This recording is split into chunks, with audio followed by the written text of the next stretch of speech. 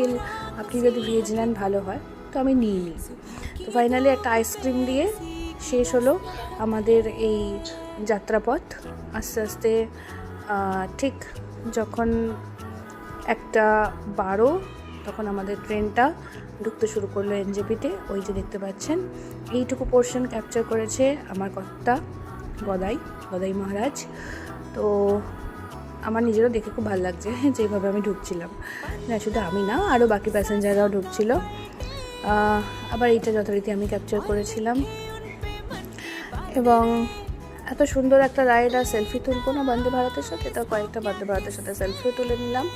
আমার রাইড এখানে সমাপ্ত হলো। আমার খুব ভালো লেগেছে প্রথমবার একা ট্রাভেল করা, আর মনে খুব খুশি নিয়ে যাচ্ছি দেখা করতে আমার প্রাণের মানুষটার সাথে।